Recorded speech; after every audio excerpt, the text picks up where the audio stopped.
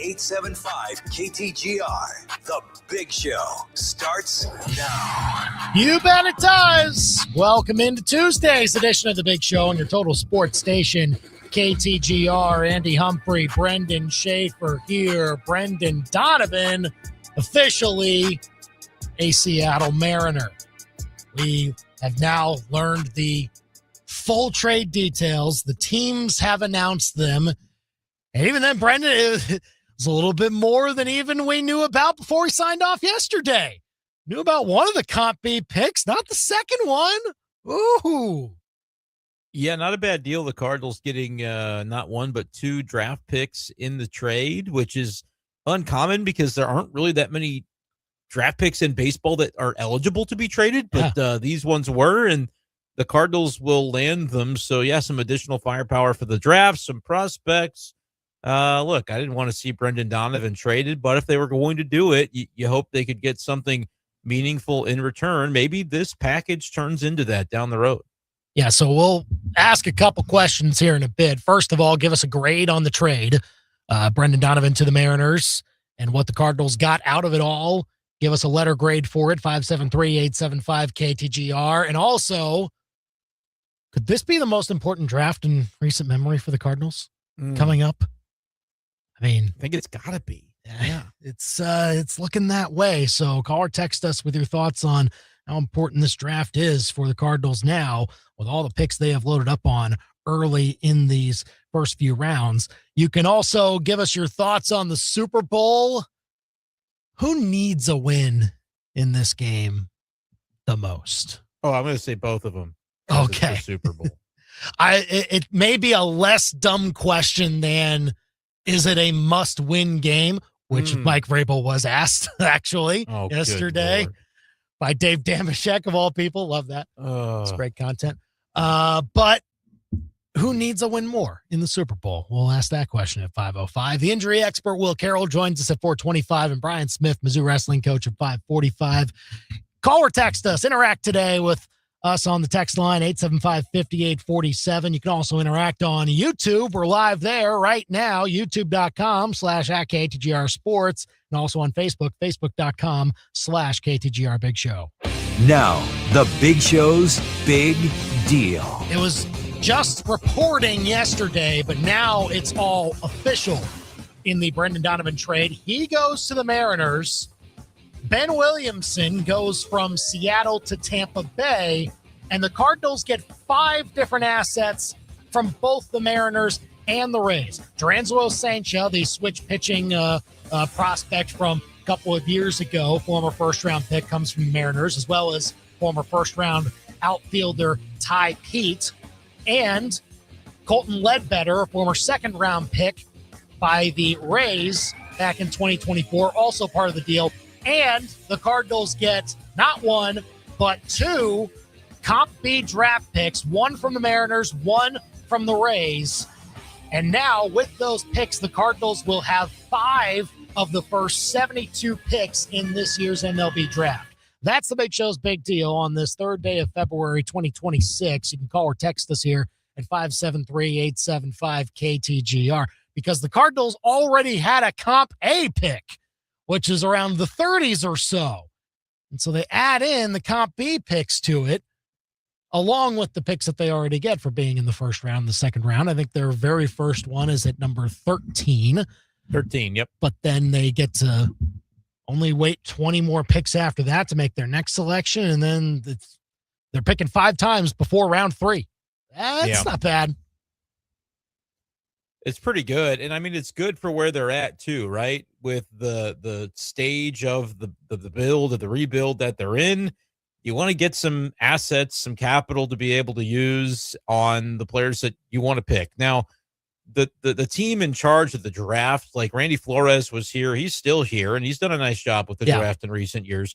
He's kind of been even promoted up higher within the organizational hierarchy. And Zach Mortimer, they announced this week, is going to take on some additional responsibilities and sort of be a department head that's going to be focused on the amateur scouting and the amateur draft process. And so, they've got the people in place there that they believe can take advantage of these picks. Heimblum said in his press conference today, we're going to have to it's incumbent upon us to do something with those draft picks and all this draft capital. But I feel like as much as the development team that's come in and Chaim Bloom has brought his people in to try and restructure and revamp the minor league system, you've got the players that you've got in that system, right? Like you want to accrue additional prospects and be able to turn that farm system around. But there's also a lot of guys that you're not just going to throw away and say, they were here during the era where we weren't so fond of our system. And so we can't make them, we can't turn them into anything. No, you're going to try to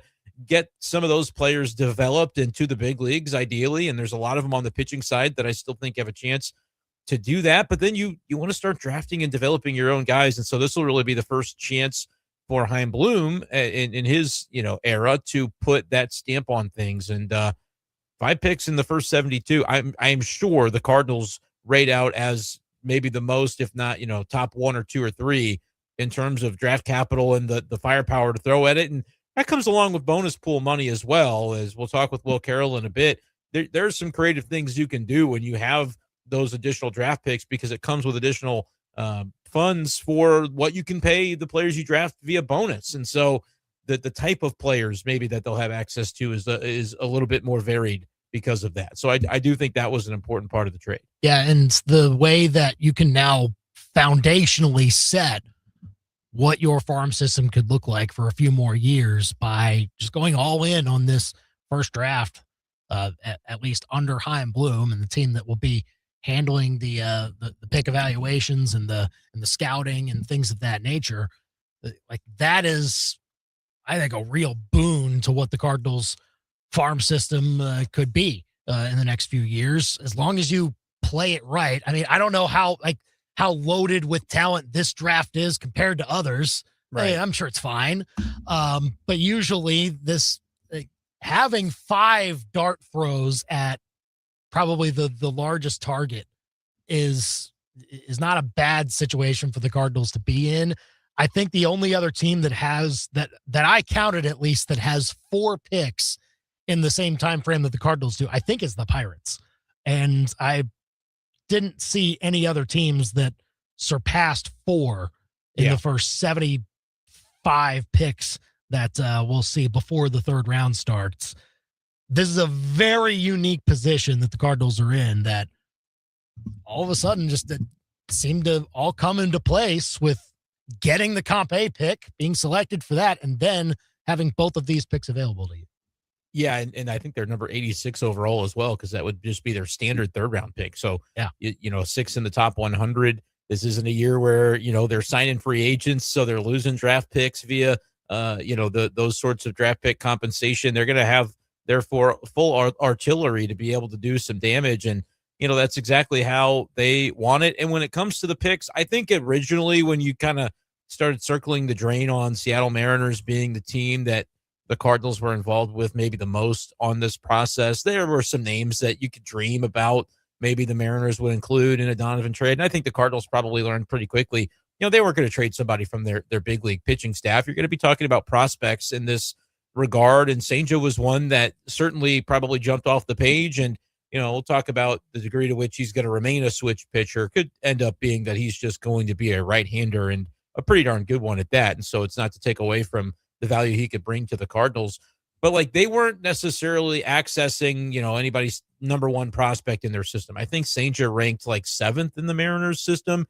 and Pete was number 11. Now they have a really good system. And so that's not to take away from the type of impact these guys could potentially have down the road.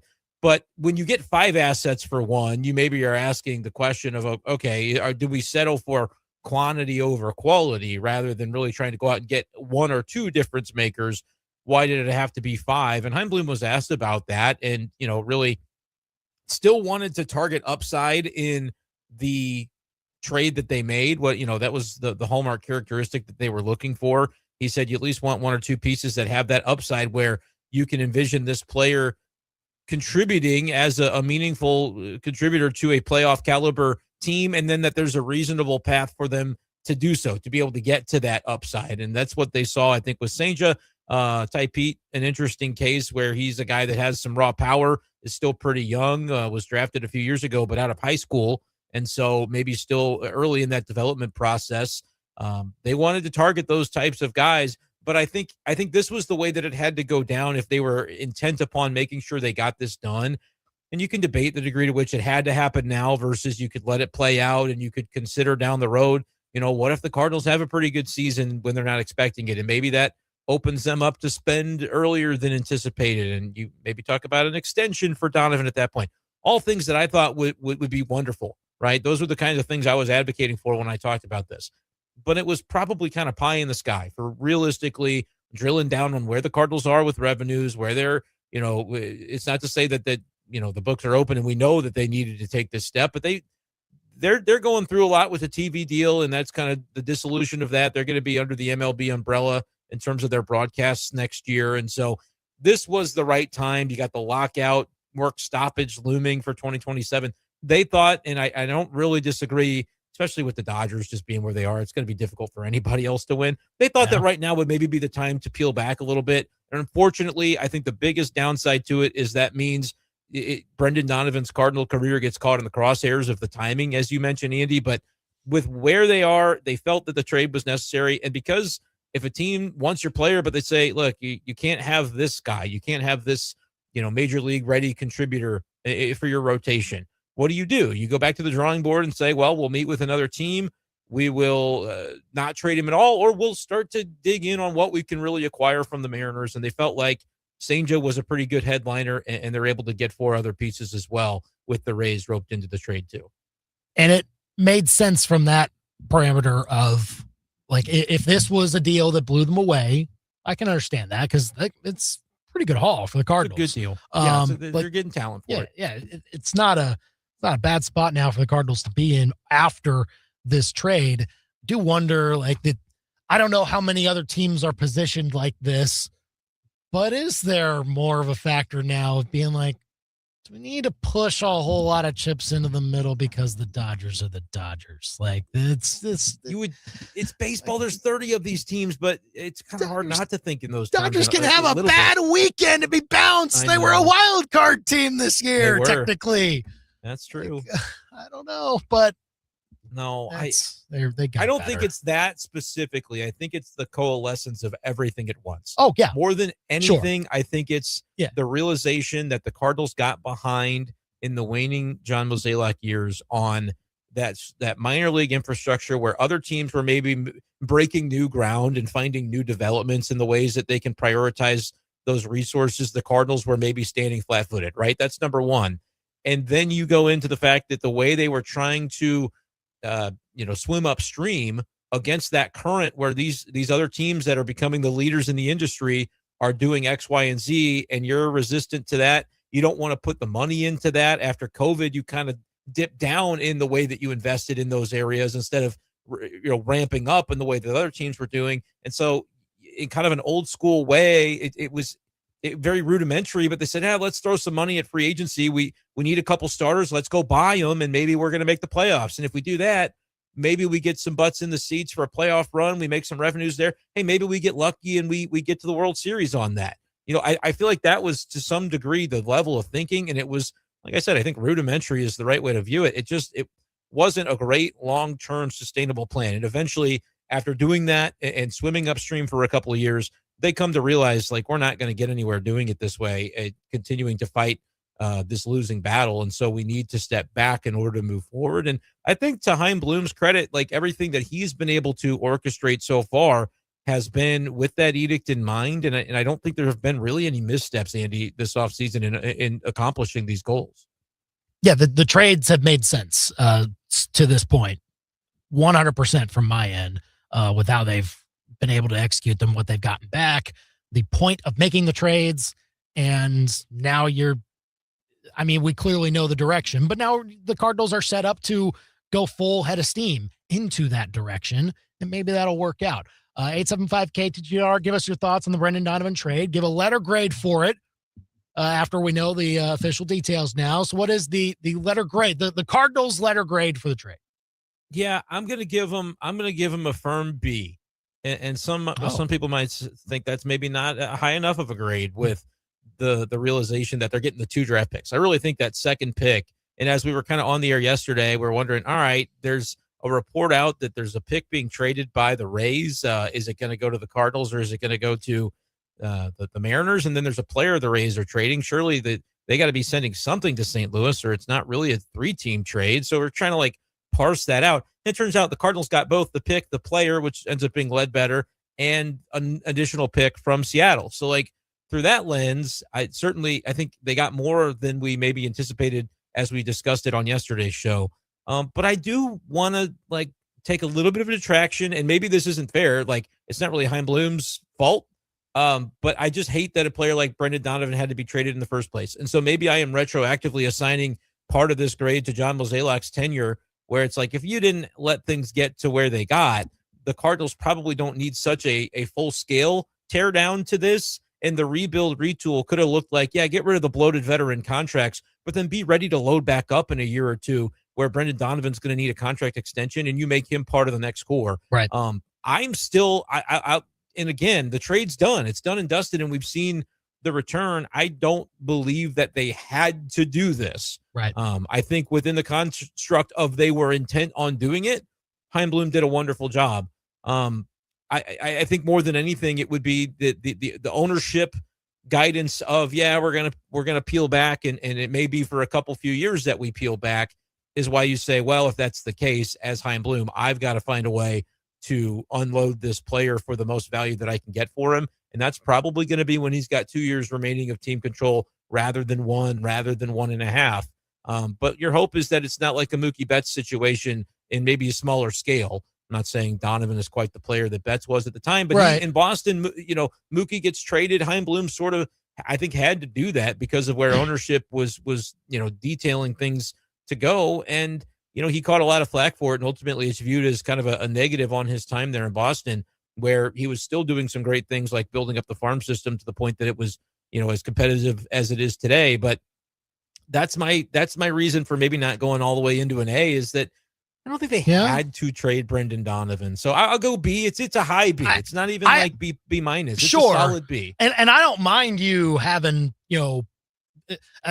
honestly, the best way to evaluate these trades is in another 5 years when we know like who the picks are that the Cardinals made at 68 and 72 and how Saintia works out and how Ty Pete works out and everything like that. Like that. Yeah. So that allows for a little bit of the margin for error. Like they got a lot of young pieces. Not all of them will work out. I'll say definitively, not all of these players will be good big leaguers that the Cardinals got in this deal. You're hoping to hit a couple of these shots on goal, right? Yeah. But I mean, they have, the point is to get a bunch of shots on goal with this type of thing. And well, they got a good amount, and they're all like almost in front of the net type of things. And so that's why I'll go A- on it on the Cardinals. Yeah. If I'm grading Chaim Bloom specifically, it's an A. Okay. He's done what he had to do. Yeah. If I'm grading the Cardinals as a whole, it's a B, because I don't want to kind of just ignore the fact that there are decisions being made that, are probably for the long-term health of the org. But I also think you can do some additional things under that guise that, had you decided, the bold thing would have been to extend Brendan Donovan and say that he's going to be a part of the next core. But also, like, you could absolutely poke holes in that as well, with the idea that, well, he's had some injuries in his career and he's not going to be a 25 or 30 home run hitter necessarily. So how big of an on-field star really is this player? Is that who you're going to plant your flag around going into his 30s, right? That's the point at which you'd be paying him. I just don't think Brendan Donovan's making more than 18, 20 million a year when he gets that contract. So it's not as though it would have really broken the bank. And so to take the Cardinals and ownership off the hook all the way for what's going to be a pretty lean payroll, like when you see that payroll number and it comes in below $100 million this year, that'll be the first time in a long time. And so that's my only thought, is like they're maybe going a little bit too far into the rebuild territory compared to what I would have liked to have seen, because you trade Donovan, it really does sort of signal that these next 2 years are going to be lean. And then you don't really know after that, to where it probably wouldn't have been worth it to extend Donovan to play, give you those additional wins and contribute to teams that may not be going anywhere until you really get closer to 2028, 2029. So that is a little disappointing, but I think Hein Bloom did a great job, and I don't think it was easy either, because I think there were some elements of this trade.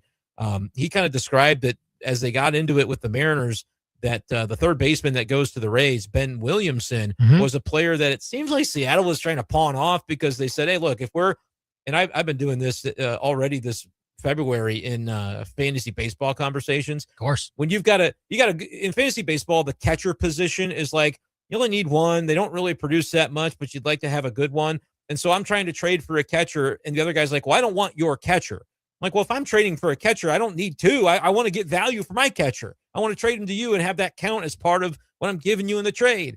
Well, I think that's what the Mariners wanted to do with Ben Williamson. The Cardinals were like, we don't really need Ben Williamson. So they find the Rays that need him, and the Cardinals say, we'll take picks from both of y'all and players from both of y'all and end up with a good deal. So that's where I think Hein Bloom did a great job.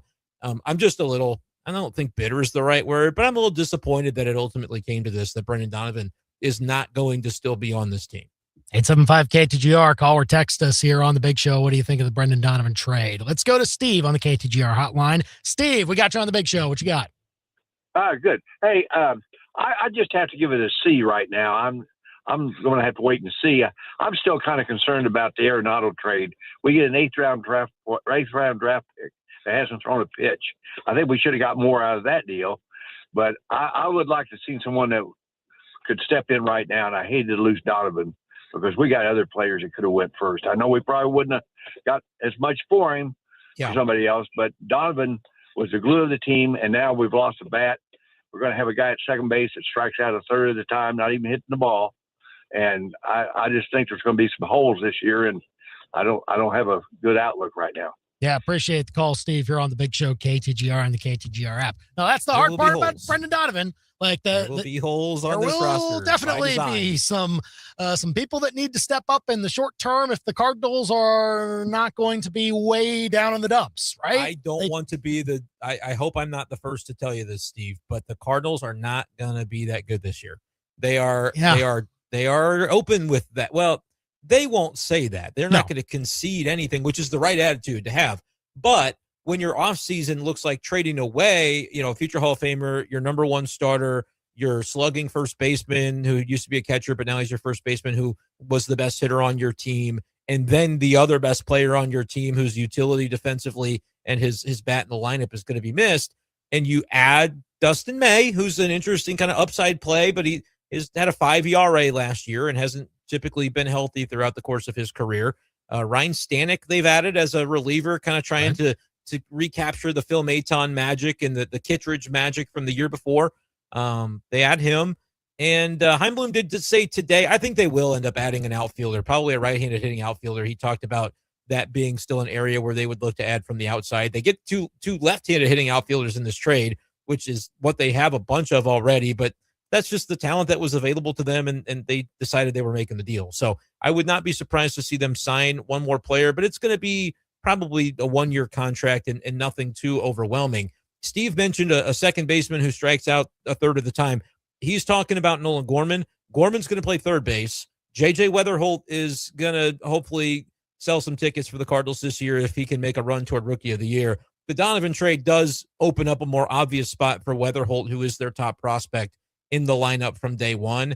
I anticipate him to play second, Gorman to play third, and maybe split some time in a platoon with Thomas Sajaci, who's still around. But yeah, I mean, if you're viewing this, Andy, through the lens that the Cardinals might not make the playoffs this year, I hate to take the mystery out of that. I think even with Brendan Donovan, they probably weren't anyway. So, and that's why they make the decision. And let's say hypothetically, Donovan is a 5-win player, which I think last year he was around 3 wins above replacement, give or take. Let's say he's worth 5 wins if he stays. Okay, does that mean the Cardinals win 79 games instead of 74? And I might be being generous, right? But there's a lot that's unknown about this team. So if that's the case, the Cardinals look at that and said, okay, that's 1 year of his control that is elapsed. What about 2027? Are we going to be ready to spend big? We don't know. What's this CBA going to be? Are we even going to play baseball? I don't know if we're playing baseball. It's certainly not on time, it would seem. And I know people hear us say that. We've talked about it for a while, and you might be in listener land going, what are you guys talking about? No baseball. It's a possibility. The owners, the league itself, and the players union are far apart on what this is going to look like. The owners are going to want a salary cap to be involved in this, and the players are going to resist that. And so we're going to see just how long that conflict gets drawn out. But to the point of kind of framing all of that through the Brendan Donovan lens, if you are of the mind that 27 you're skeptical about that, and then Donovan's a year older, what happens to service time? Nobody's gonna really know how that all unfolds, rather than potentially risk getting nothing for him and then getting to the end of his line on team control and not being ready to give him a $90 million contract. The Cardinals said, let's get a potential number 2 for our rotation, and let's get some other pieces that we can build. That's what they're doing. It stinks because I think Brendan Donovan is aces. I think he's a winning player. If you had 9 of them, I'll take on your best all-star team with 9 Brendan Donovans. But the Cardinals just aren't in a place where they felt they could reasonably invest in their team that way by saying, hey, let's make him the centerpiece. I think you need Brendan Donovan to be like your 4th best player, and you got a real contender. He's their best player. It's not a knock on him. He just can't do it alone. And so that's where I think the Cardinals and Chaim Bloom had to look in the mirror and say, it's gonna be a tough pill, but we're gonna swallow it. We're gonna try to move forward with the best trade we can find. And I think that is what they did. 875 KTGR, your thoughts on the Brendan Donovan trade. Frank on Facebook says, I have close friends in Denver and Pittsburgh. We're going to have a bet as to which of the 3 teams is going to be the worst. Oh, no. Take the Rockies, man. Take the Rockies. That'd be my bet as well. The Central Division, though, is going to be tricky. Like, you look at that rotation, the Reds are putting together, if healthy, knock on wood, they're a playoff team last year. We kind of forget because the Dodgers dispatched them pretty quick in the wild card round. But the Reds were a playoff team. The Cubs have maybe been the only Central team to actually improve meaningfully in the offseason, although the Reds did sign Suarez. And, the Brewers won this division last year with 97 wins. And so I know they traded away Freddie Peralta, but they always trade away one player per year that everybody's going, well, how could you trade that guy? And then they're right back in the mix with a bunch of, MLB The Show creative players that turn into superstars and just continue to keep that assembly line moving. So the Central will be tough. Maybe that's a reason you'd say the Cardinals are going to have a little bit of a hard time, and maybe the Pirates too. But yeah, if I'm making that bet, it's the Rockies for me that are still going to be bringing up the rear. Not a lot of hope at all in that franchise. Give us your grade for the Brendan Donovan trade for the Cardinals, 875 KTGR. If you want to call or text us. In the meantime, we'll get Will Carroll's thoughts on the trade, on Durangelo Saintia, whether the Cardinals want to keep him as a switch pitcher or not. And we'll ask him about Lindsey Vonn wanting to still compete at the Winter Olympics at 41 years old, despite tearing her ACL. Will Carroll joins us next on The Big Show. Follow The Big Show on Facebook, X, Instagram, and YouTube. And keep it here on your total sports station, KTGR. Losing a loved one is probably the hardest punch you will ever take in the fight of life. Dealing with the fallout, finances, and how to replace that loss of income for your family is even harder. That's why Phyllis Nichols and her team are so passionate about life insurance. Phyllis Nichols is the 12-round agent who fights for your best interests and knows exactly what you need. Get your life insurance with State Farm Agency licensed Phyllis Nichols, the 12-round agent.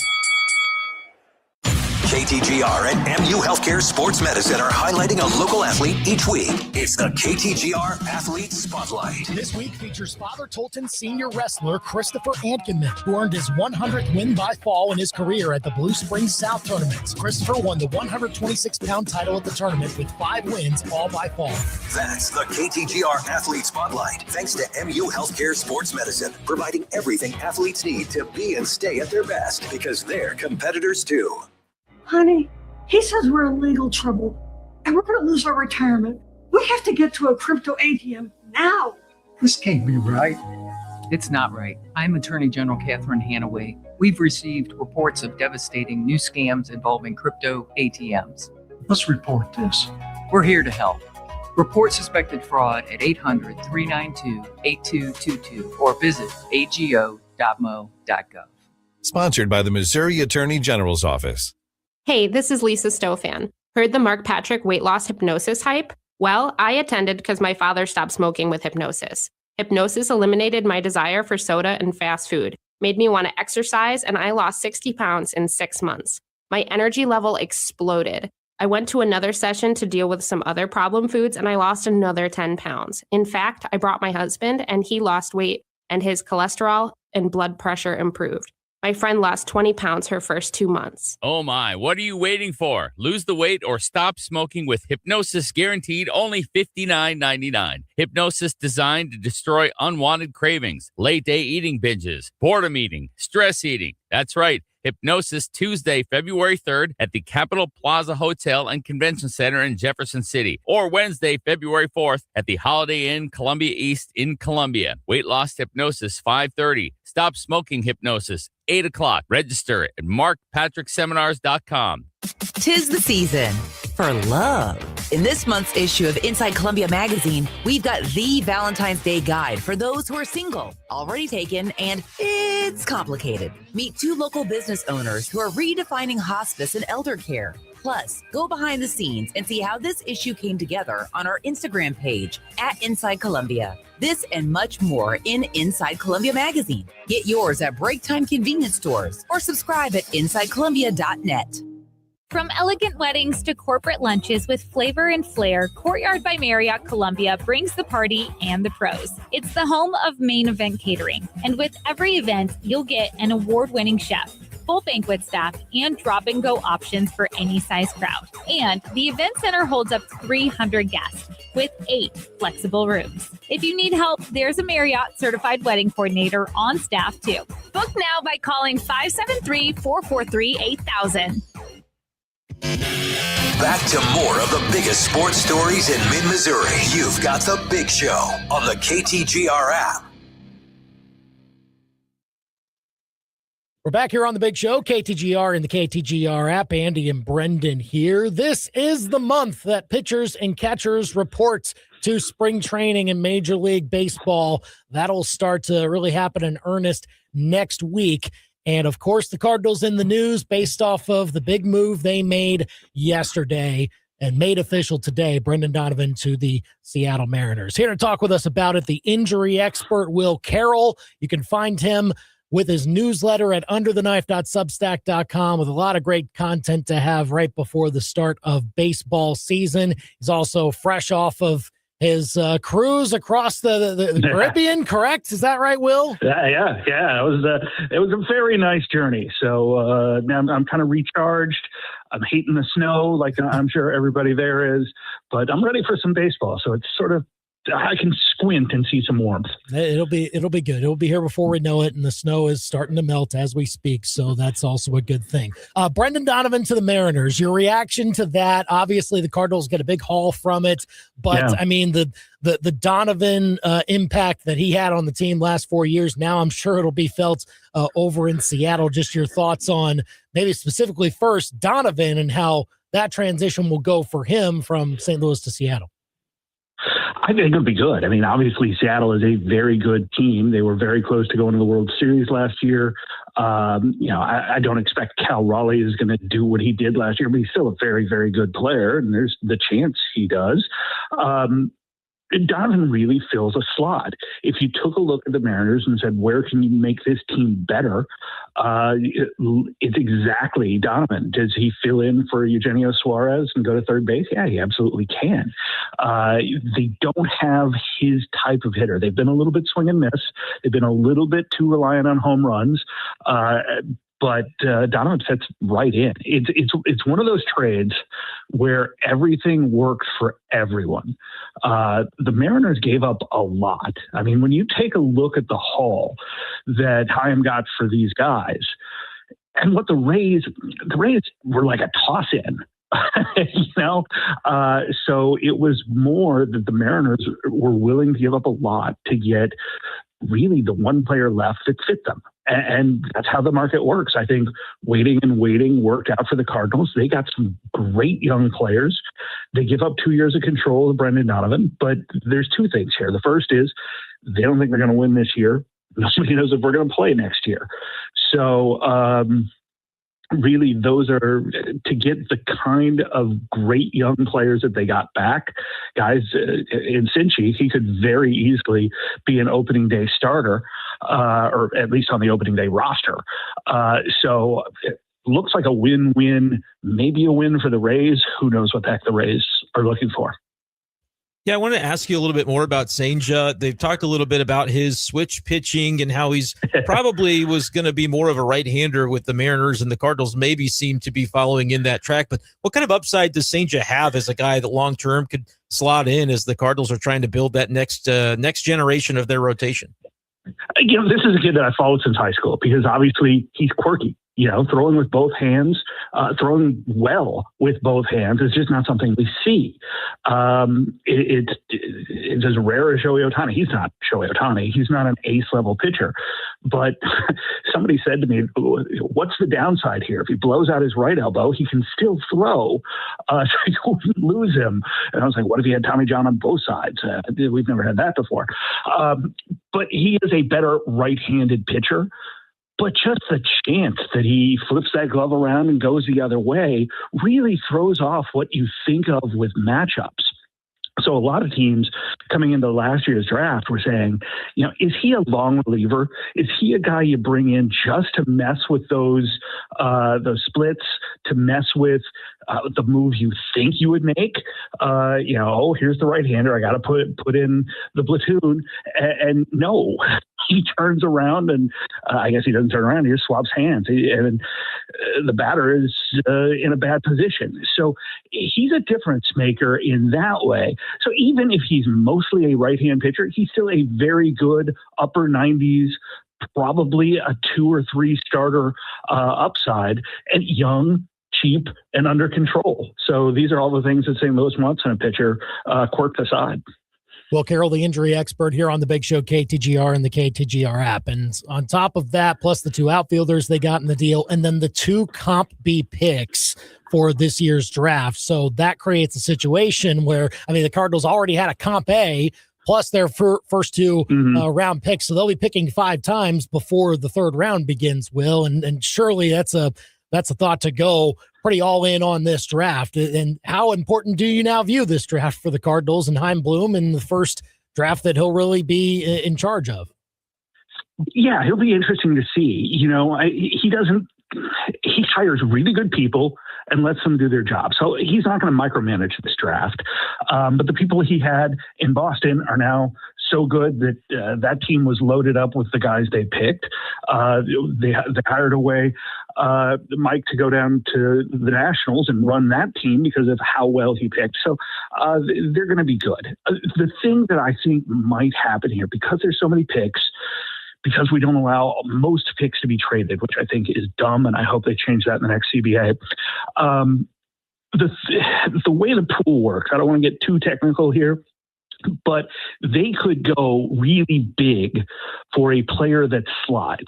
I forget exactly what their slot is. It's not up at the top. It's a pretty good draft this year.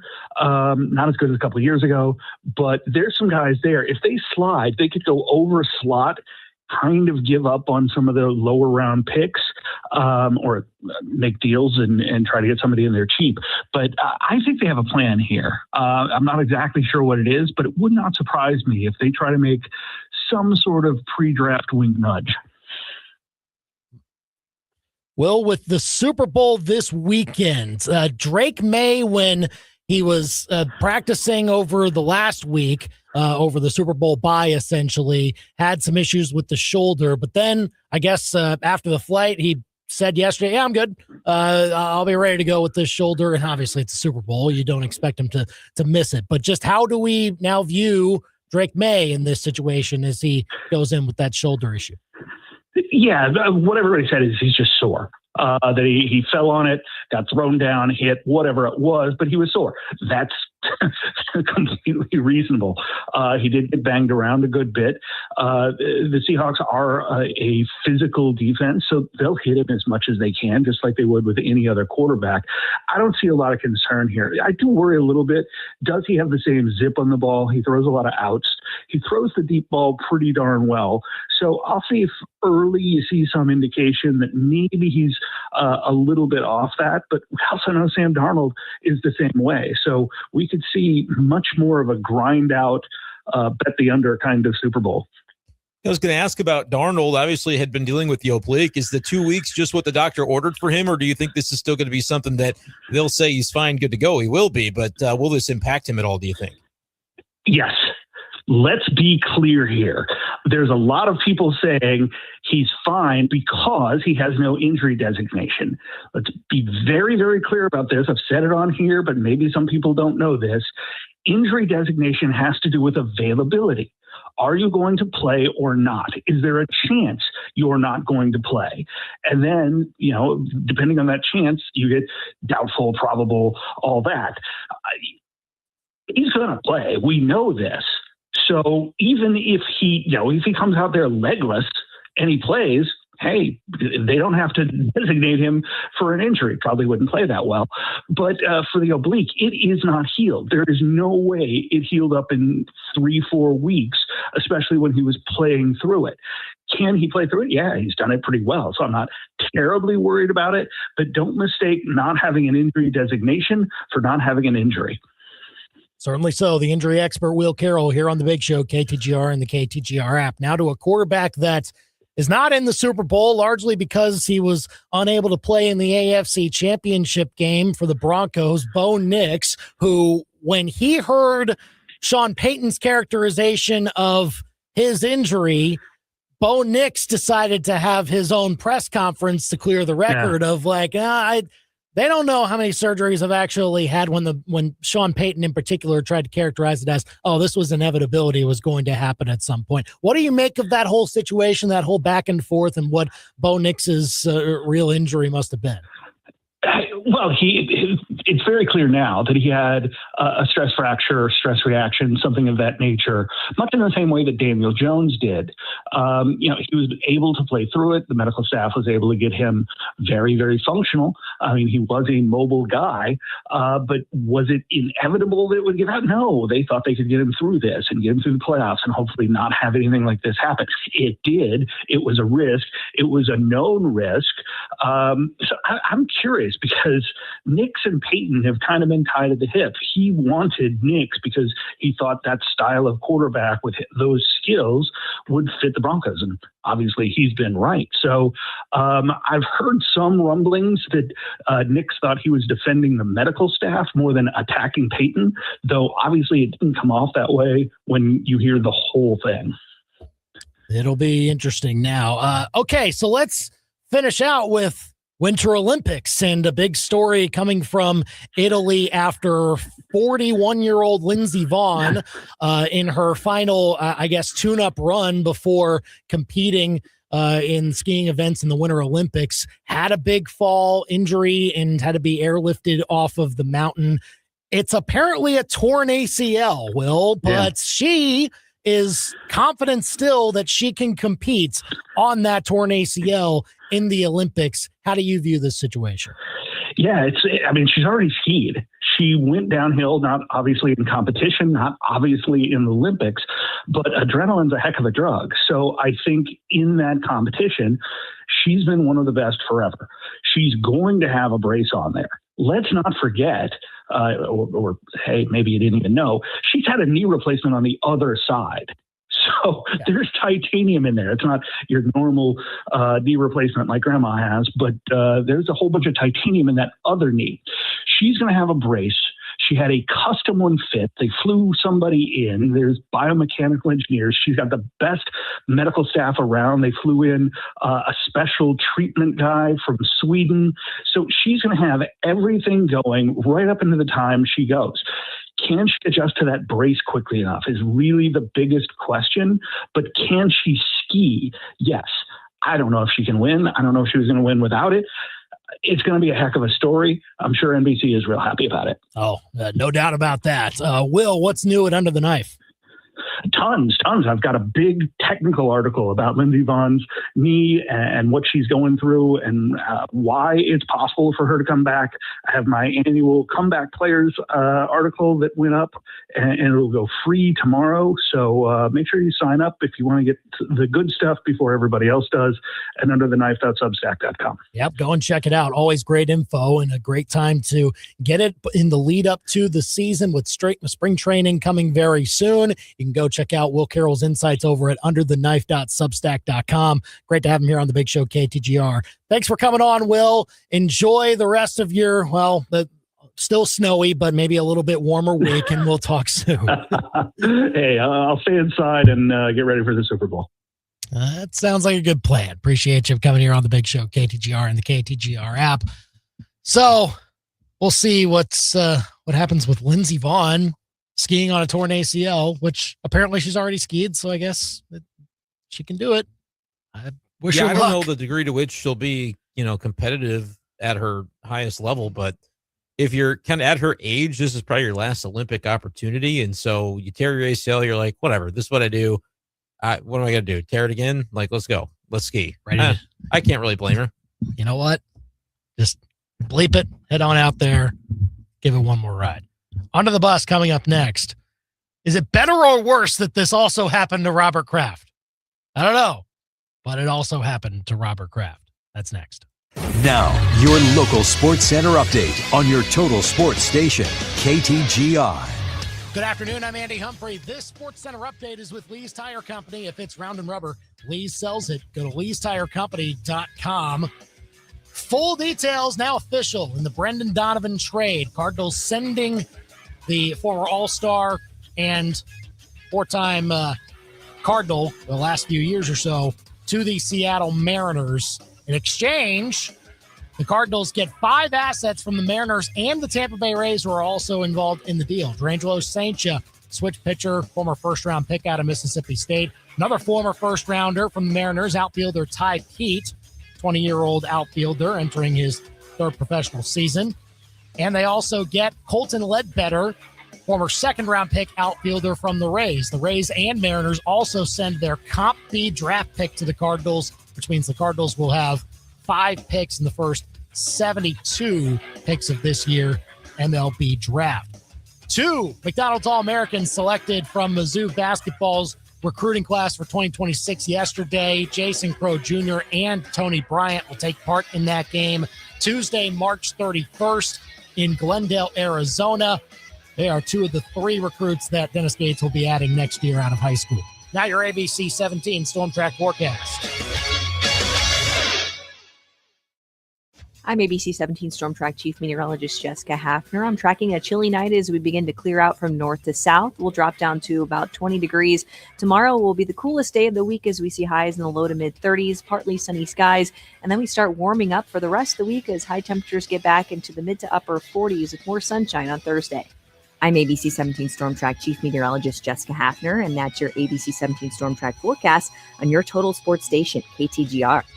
High school hoops. Switches on the crossover, Euro step inside, high off the glass and in. At its best. Catch it on the left wing, turns around and knocks down the 3. KTGR is your home for the best high school basketball matchups in Columbia. Follow the QBs, Bruins, Spartans, and Trailblazers all season long on KTGR's High School Hoops Game of the Week. See the full list of game broadcasts on KTGR.com and listen on the go with a free KTGR app.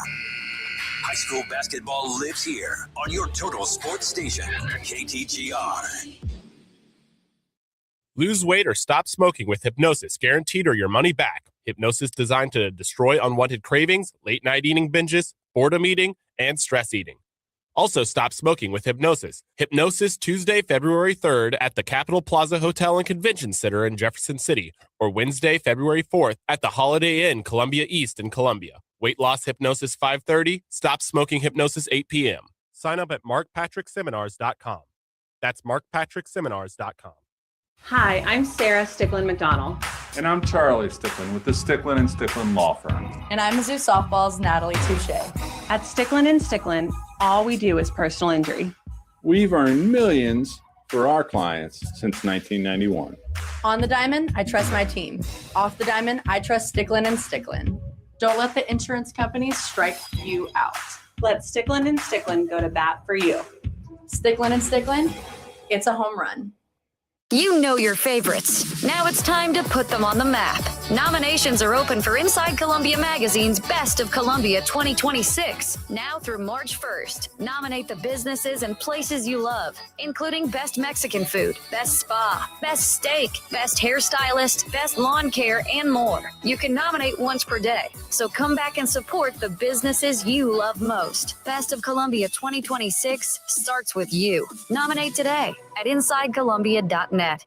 This is the year she gets an upgraded diamond, the year that dad finally gets his retirement watch, and the year that your daughter graduates, so you give her the necklace she's always dreamed of. Family Pawn is not your traditional pawn shop, but they are your secret to saving big on stunning jewelry for every occasion. Family Pawn, where you'll find timeless treasures for a fraction of the cost. FamilyPawn.com. Not your traditional pawn shop.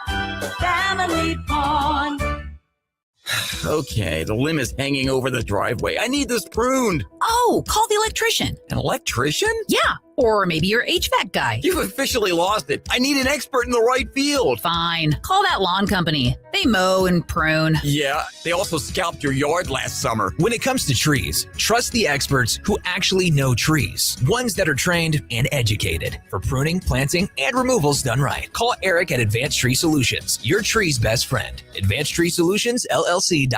Columbia has a lot of great neighborhoods, a lot of beautiful neighborhoods, and you can't replace or build new homes there, but they're aging and the homes are getting to an age where they're needing maintenance. And one of the biggest things that we see coming over probably the next decade is need and demand for window replacement. So as your home approaches 15, 17, 20 years old, you're probably going to notice some drafts. You're going to notice some locks that don't quite lock anymore, maybe some condensation in the windows on the inside, outside, or between the panes. There's a variety of things. Or maybe you just drive up to the window and it's got rotten wood or a really faded exterior. But either way, at about that time frame, these windows kind of end their life cycle. And so we want to be prepared to be the ones that you call, when you notice that and you want a solution for it.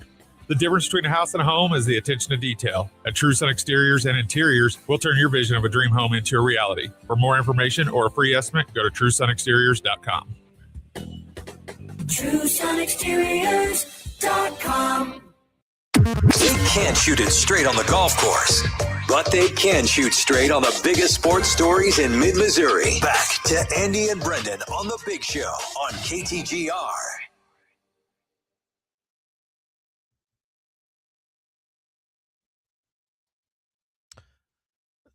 It's really odd. I guess it's not all that odd. These two are obviously figures that should be in at some point, but we're learning essentially what the Hall of Fame class is before it's even officially announced. And that's not normal. But we're learning who isn't in. And it turns out not only Bill Belichick won't make it this year, but Robert Kraft also didn't get the votes. Brendan. What a shame. I know, right? I don't feel all that sorry. They'll get in eventually. I do think this is pretty clearly the indictment upon the system, because it is hard for both of those figures to get in at the same time when there are other deserving candidates out there. And we've talked about how that system needs a change anyway, but this is another example of why it probably does. Yeah, I don't know the deal on Kraft. Was he eligible for the first time, or is this the contributor category is where he falls, and I don't know what made him finally eligible this time, but not before that, because he's still the owner of the team. But yeah, I don't know. This one actually doesn't bother me at all. He'll be fine. He owns the team. He might be winning a Super Bowl in a few days' time. He'll get in eventually. I don't really know. I guess he's contributed. He's contributed some ingenuity when it comes to cheating scandals to the league. Oh, boy. So, I don't know. Oh, man. He's the owner of all that, so. No, I'm not saying you should feel sorry for him. I'm just. Well, good. I'm not. Because I wasn't going to. No. It's just this system also still needs an update. Is what it is. Yeah. I mean, you figured they would have been able to find a way to massage some votes, but I guess they couldn't do it. I also do not feel sorry at all for Brandon Beane. Bills. He's not a GM, I guess, anymore, right? He's whatever president. He's the POFO. The POFO. President of football operations. Sure. That's Love what that. they call him. Yeah, Pofo. He's complaining about people saying that he's wrong and saying, no, they're wrong. And he told a newsletter that covers kind of long form NFL stories, with a bunch of bleeps in there, so we won't say them here. Said like all those crazy, like, no, they're wrong. And essentially things like, if I don't do my job right, then I'm sure there will be a moving truck in my future. Well, guess what? You haven't done the job right, and you're still there. And not only that, they elevated you. You got promoted. Yeah.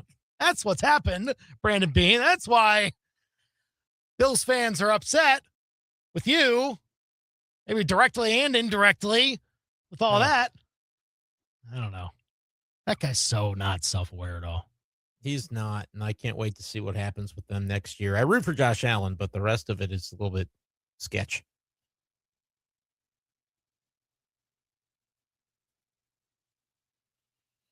Hey, St. Louis is going to host some Olympic competition in a couple of years. They will be one of the 7, I believe, sites in addition to LA that is hosting some of the soccer matches for the Olympics in 2028. They've had to obviously go to a bunch of different sites because LA can't hold everything. Right. But St. Louis is going to be one of the 7 sites that has soccer. That's pretty cool. No, I don't have anything smart to say. That's actually really cool. I saw that news this morning, and that's pretty neat. So St. Louis gets Olympics. Kansas City gets World Cup this year. The soccer goes through the state of Missouri. What can we say? There we go. Up next, who needs a win the most in the Super Bowl? That's next. Lose weight or stop smoking with hypnosis. Only $59.99 guaranteed or your money back. Stop smoking without cravings, irritability, or weight gain. That's right. Don't just cut down, but stop smoking once and for all. Also lose all the weight and let Mark Patrick Hypnosis destroy unwanted cravings. Hypnosis Tuesday, February 3rd at the Capitol Plaza Hotel and Convention Center in Jefferson City, or Wednesday, February 4th at the Holiday Inn Columbia East in Columbia. Weight loss hypnosis 5:30 p.m. Stop smoking hypnosis 8 p.m. Welcome to every gym in January. Membership prices, crazy high. Crowds, even worse. All just to wait in line for a bench. Or, hear me out, you could build your own home gym from Play It Again Sports. Free weights, dumbbells, plates, treadmills, ellipticals, benches, racks, and more. New and used. At prices that don't feel like a crime. No crowds, no monthly fees, no awkward eye contact with Chad curling on the squat rack. Play It Again Sports. Think of them first so you don't finish last. Play It Again Sports, ColumbiaMo.com. Step into a real-life snow globe with Zimmer Communications and Colette Travel on this 9-day European vacation. Stroll Prague, Dresden, Vienna, and Budapest. From castles and cathedrals to twinkling market stalls. Sip warm Glühwein, shop handcrafted gifts, and even visit a family-run candy workshop. Learn more by joining us in Colette Travel Tuesday, March 17th at 5:30 at Courtyard Marriott Columbia on Lamone Industrial Boulevard. RSVP today at ZimmerCommunications.com. Your restaurant has great food, but you're still not seeing as many people come through the door as you'd like. You offer an amazing experience, and the food is incredible, but you just need more people to try you. That's where ShopMidmo.com comes in. When you're part of ShopMidmo.com, thousands of potential customers will see your offers, helping you build your exposure. It's an amazing tool for restaurants who offer great experiences to the best foodies in town. Find out how ShopMidmo.com can give your restaurant a jump start. Contact us at ShopMidmo.com. KTGR AM Columbia, KTGR FM Fulton Columbia, K286CL Columbia, in Missouri's total sports station. KTGR is Sports Center.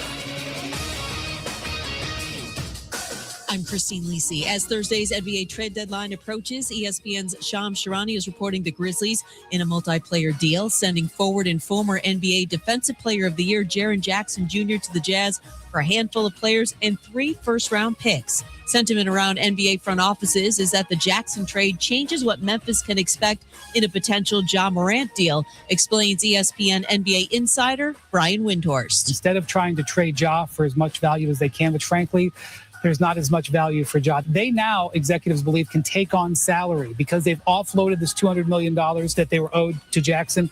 They can sort of use Ja as a trade piece to balance out salary take back bad money and receive assets for that. In a multi-team trade, Jaden Ivey and Mike Conley Jr. heading to the Bulls, Kevin Huerter and Dario Saric to the Pistons, Detroit getting a sharpshooter in Huerter and a 2026 first-round protected swap from the Timberwolves. Chicago gets both young and veteran guards. Celtics getting needed center help, acquired Nikola Vucevic from the Bulls for Anthony Simons and a second-round pick. ESPN Radio is presented by Progressive Insurance. Progressive Commercial Insurance flexes to fit your business's needs. From quick repairs to adjustable coverages and even payment options, Progressive Commercial makes it easy to get what you need. Quote today in as little as 8 minutes at progressivecommercial.com. From Faro. 15 to the 10, to the house. Bush. Back to the wall, and it's got her. And Arrowhead. Touchdown! Kansas City! To your speakers. This is the big show, baby. Get fresh takes on the biggest sports stories in mid-Missouri. Right now, this is The Big Show with Andy and Brendan on KTGR. Any day I can sneak a little unknown joke past Andy, I call that day a win. I'm already in the win column today. That's all I'm going to say. Hey, coming up, we're going to talk about a really important question that needed to be asked. Andy wants to ask you, who needs a win more in the upcoming football game on Sunday? It's the Super Bowl, the one that we're talking about. So you got to decide who needs it more. I'm going to have a hard time with that one, but we'll tackle it anyway coming up here in a few minutes. At 5:25, are the Hall of Fames as a collective too exclusive, not exclusive enough? Maybe there's some that are letting everybody in and some that are maybe holding out some people that deserve it. I will say Belichick deserved it. He'll get in eventually. But we'll talk about the Hall of Fame stuff at 5:25. We also found out the cap that Carlos Beltran will wear. I don't think we're too surprised by that. And before we get out of here on today's show, Brian Smith of Mizzou Wrestling will join us as well. You can call or text us, 573-875-KTGR. But first, it's 5 o'clock. It's time for the Top 5 at 5 on The Big Show. Number 1. If you want to trade away for curtain number 1, you can have curtain 1. Official details now out on the Brendan Donovan trade.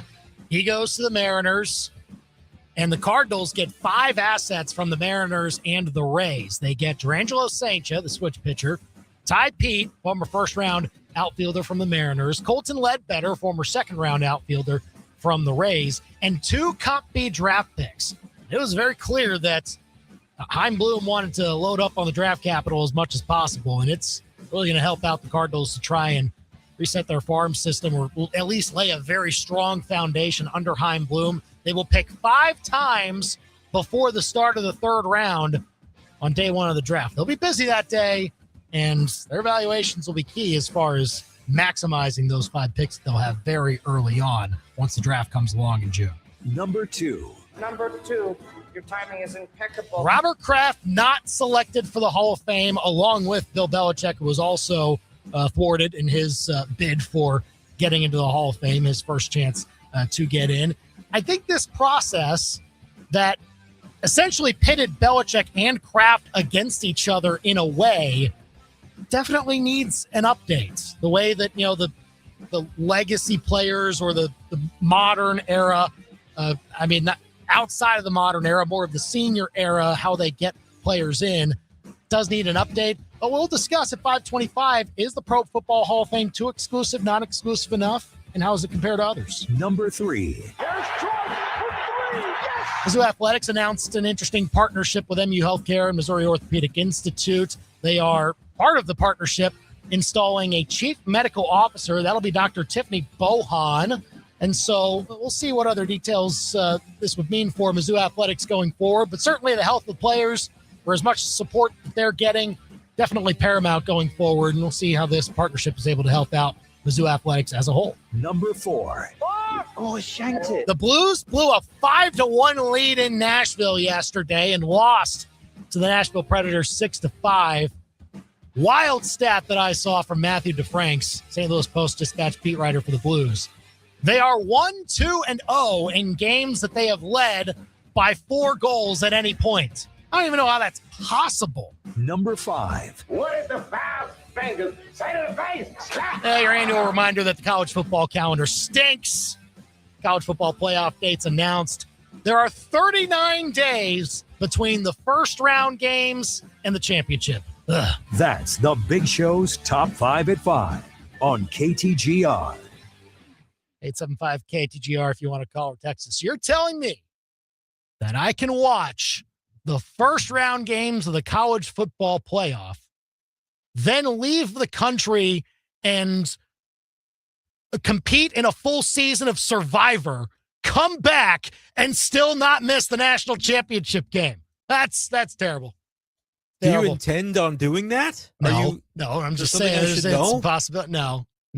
How long is Survivor anymore? How many days? Well, it used to be 39 days. Yeah, but now it's more like, I think 27 or so. Oh, they can't get emaciated enough in those 27 days. Yeah, It's not like it used to be. Weaklings now. Survivor 50 coming up very soon. You still watch that? Is that one of your shows? Oh, yeah. Yeah, we talk about this from time to time, and I can't keep it all straight. I know you're big on the dancing show. Dancing with the Stars, yes. Dancing with the Stars, and Survivor is your other one. Okay. Survivor 5-0. Wow. Coming up this month it starts. Man, I can't wait. So, hey, you Big Brother people can go off in the other corner. It's in the summer. It's in the summertime. I gotta wait. My turn. Can bookend it with 2 seasons of Survivor, 2 per year. Pretty nice. They run a bunch of those. They do. I think it's been going for 50 years already. That's amazing. 25 actually. It's I mean, Jeff Probst basically lives in Fiji now. Yeah. Is that where they do it? Where else? Fiji? Well, they used to bounce location to location, like during a lot of the seasons when they started. But the last 10 seasons have all been in Fiji. They haven't really. Is it the same island, like the same set, basically? I think so. It's pretty similar. They've not done a whole lot of updates to it in the new age.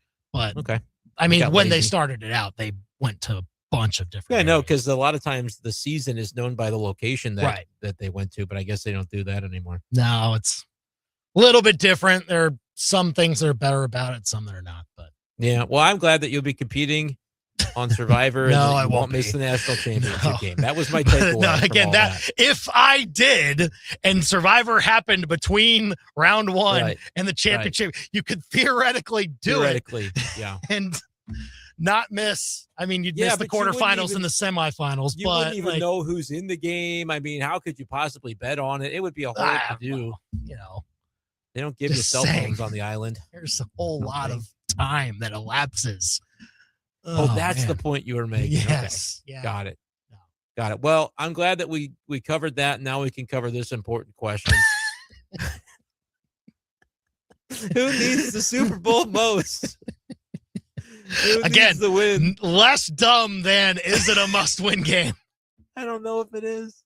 I actually don't know if it's a must-win game. Like, well, or else what? I made the Super Bowl. It's not bad. Yeah, that's true. Or else what?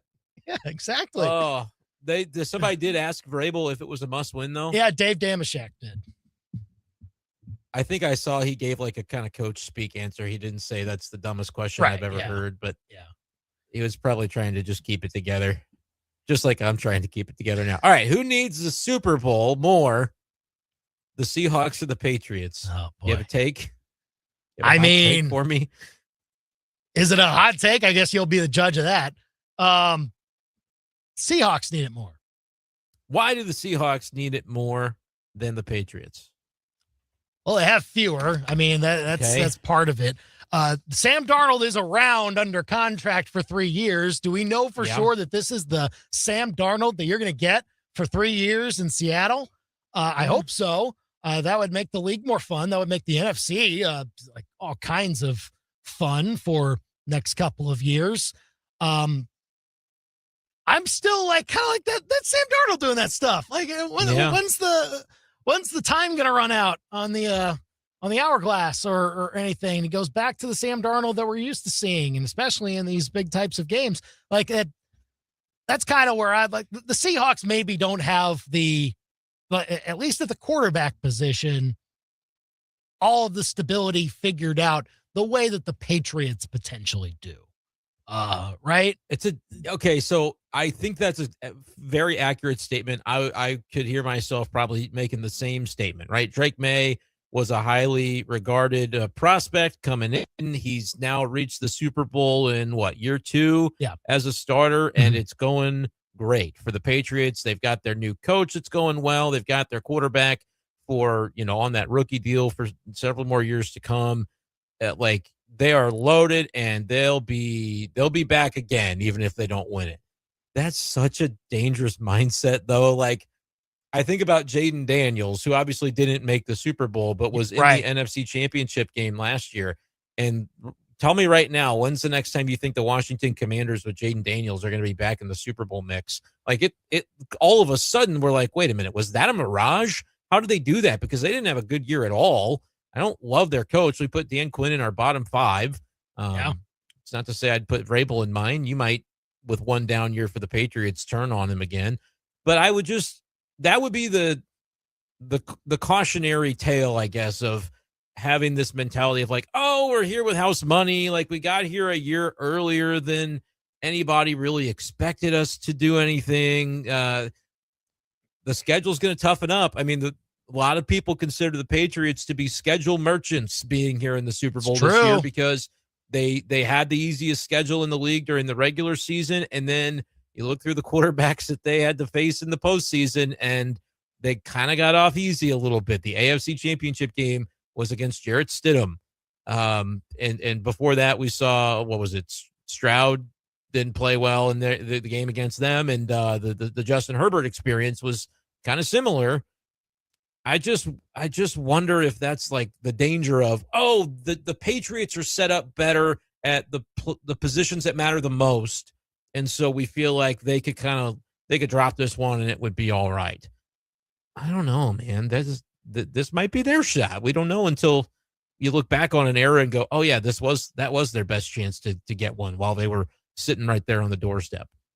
It's two franchises that maybe feel like they were both ahead of schedule in a way.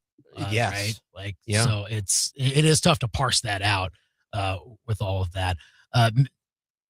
875 KTGR, who needs it more? The Seahawks or the Patriots, a win in the Super Bowl. I mean, the other part of it is how many times will Seahawk fans look back on this and be like, we were 4.5 point favorites in the Super Bowl and didn't win, right? I think that's fair. That's a reason that you need it, because I do think that with all the narratives, they're set up very favorably to win this game.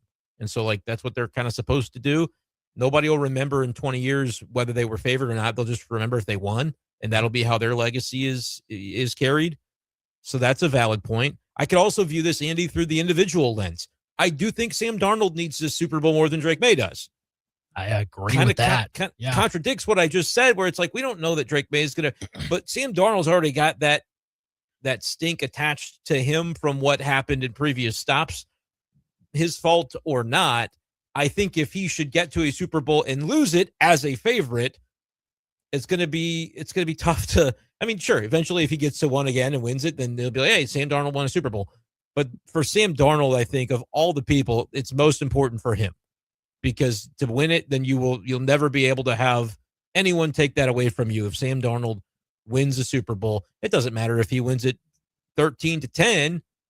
Sam Darnold winning the Super Bowl is Sam Darnold winning the Super Bowl, and that's not something any of us thought would be possible when he was, on the Panthers getting benched for PJ Walker. That would be the angle I feel most strongly about. Sam Darnold, you could make a case that he needs to win this Super Bowl from a legacy standpoint, but also the fact that we're even talking about Sam Darnold's legacy is a win for him, right? Because we thought that conversation had been revive it, to all of a sudden show what he can do. And look, does support around him matter? Yeah, but I think it matters a lot for quarterbacks. We devalue everything else around the quarterback a little too much in this sport. But yeah, it does all come down to, all right, in this big moment, this is usually when we've seen you fall flat. It's time to not fall flat. Isn't that weird, though, that we do that with quarterback and we just kind of pin it all on that position? Right, it is the most important position in sports.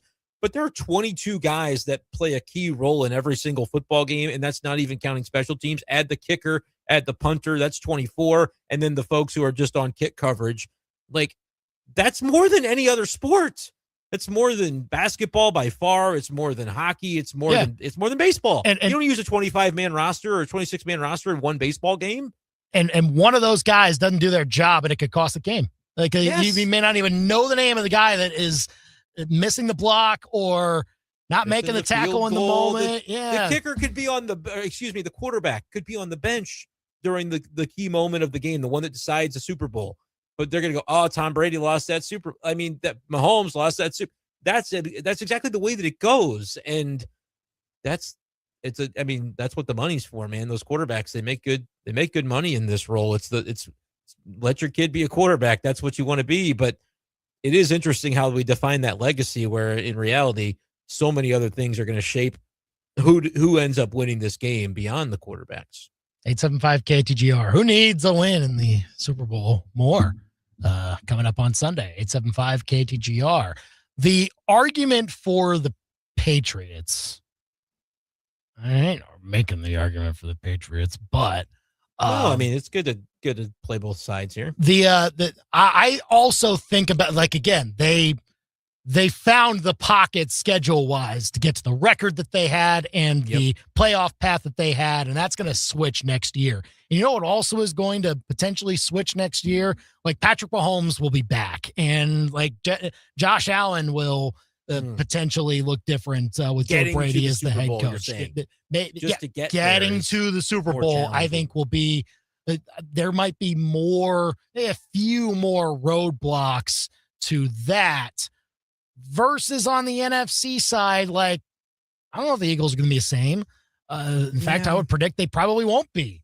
49ers will still be a challenging team. Rams also in the mix. I think Seahawks are still in a very loaded division. I was going to mention the division as that aspect of the NFC. Like, conference-wide, more difficult for the AFC next year because of the players that you could have to get through. Patriots didn't have to face Josh Allen in their playoff run. And they obviously no Mahomes, no Lamar. So from that standpoint, yes, that division, that NFC West, and McVay, I believe, is re-upped. I think Stafford's coming back for one more year. Shanahan's always got the 49ers in the mix.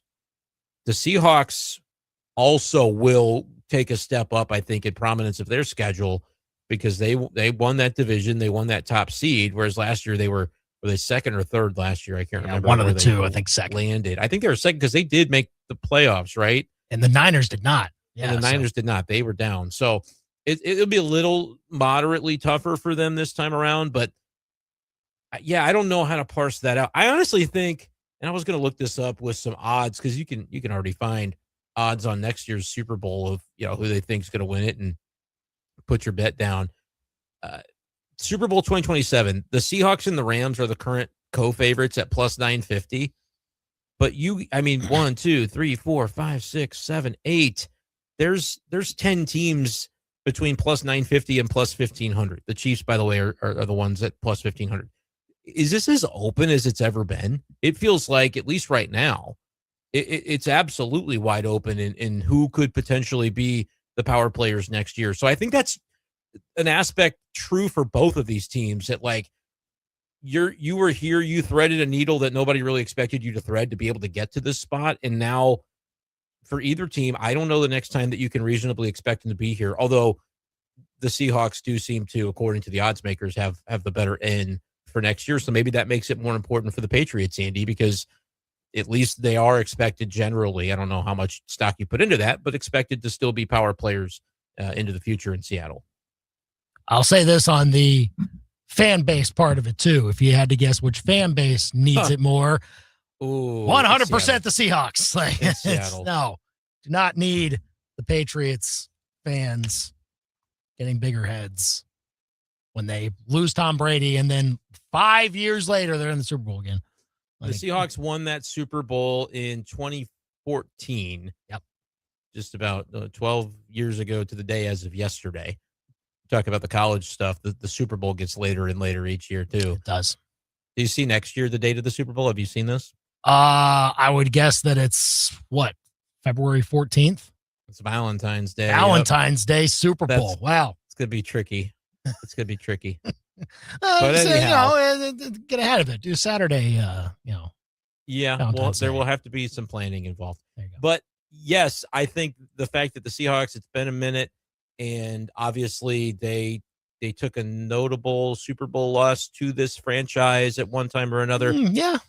I saw that there's a betting odds on the question of will the Seahawks attempt a pass from inside the 1 yard line is something that is a betting prop. Yep. Obviously a nod to the why not use Marshawn Lynch and to the Malcolm Butler interception. But that I think is pretty self-explanatory as to why you would say for a fan base, the Patriots fans, give me a break. Like, yeah, you do have your quarterback. You're probably going to be really solid for a while to come.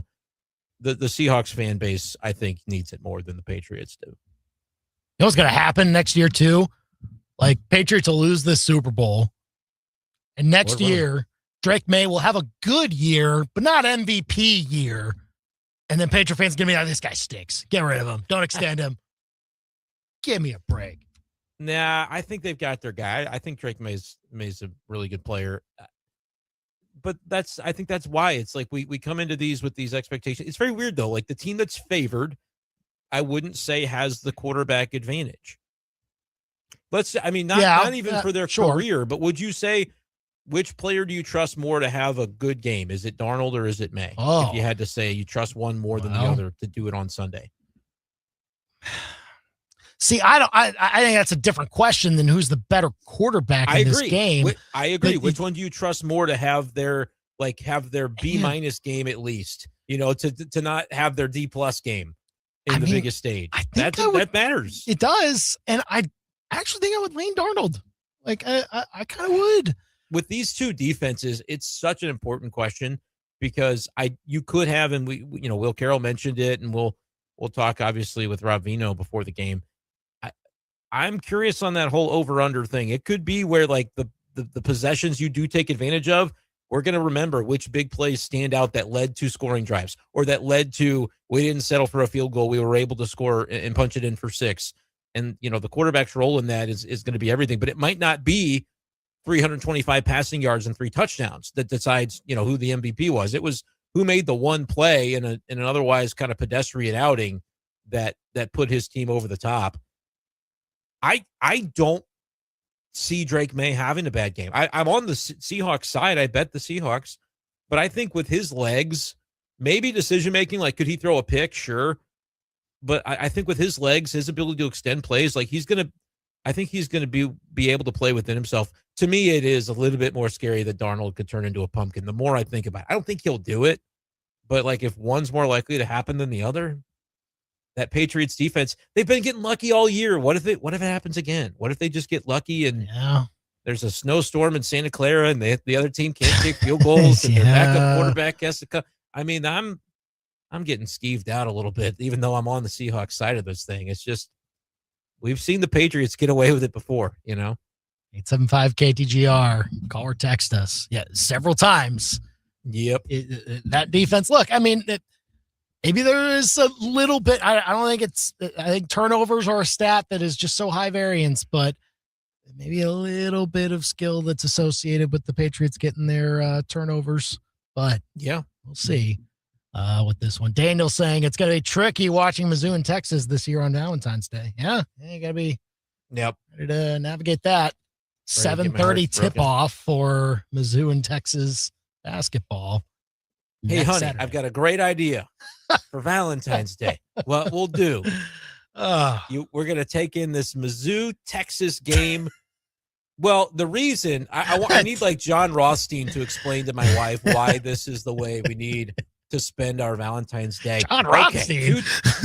The crazy college basketball guy that only eats, sleeps, and dreams college basketball. There could be any number of other things going on. I guarantee you during the Super Bowl, he'll tweet about how, Xavier is trying to land a 3-star recruit. Like he only cares about basketball. Right. 2 teams on the bubble. One will cement their spot in the last 4 in. Or maybe it'll be the next 4 in or the first 4 out. It doesn't really matter. Please, can we watch it? No, I don't know. We'll see. Hey, there's a month left before March Madness, sweetie. We gotta lock in right now. We'll sleep in May, but right now we gotta focus on college hoops. There you go. It'd be another Valentine's Day, but come on. That's your practice for Super Bowl 61 next year. I don't know what I'm going to do. 875-KTGR. Give us a call or a text. Who needs a win more in the Super Bowl? Seahawks or the Patriots? You can even nail it down to an individual or two that needs it the most. Yeah. I got one more to pose to you. Which coach needs it more, Vrabel or Mike McDonald? Man, it's a similar situation, right? Again, had a schedule, first-year coach, second-year coach. I think Vrabel needs it more because that would cement his legacy after people go, I think you're right. Should he really have been fired in Tennessee? What is he really that good of a for people like Andy Humphrey that are kind of on the fence about Mike Vrabel? I think this would be a I don't know about legacy defining, but it would certainly put his stamp on the type of coach that he is and that people will remember him to be, a Super Bowl champ as a coach. It's probably right. And again, it's not like we're saying, oh, one coach is more likely to get here again, and so that's why we say they need it less. But I think they both needed a pretty similar amount. But yeah, when you're talking about the baggage that both these guys had, it was more for Vrabel. A little bit more for Vrabel. I mean, and McDonald, you could go back to his days in Baltimore where he was, coordinating that defense and got them to a really strong part, but he was, blocked out by Mahomes and couldn't quite get there that way. And I think we just look at it as a head coach. Sure. And since Vrabel had a tenure where they were in the playoffs with frequency and never really got over the hump, for him, it's like, oh, it's just Mike Vrabel. He doesn't win the big game. Yeah. I hearken it back to what we kind of do with Kyle Shanahan. Sometimes we don't just do it as the head coach, but also like when he was coordinating the Falcons in the Super Bowl when they were up 28-3 and all that. Specific, I mean, that's a pretty noteworthy.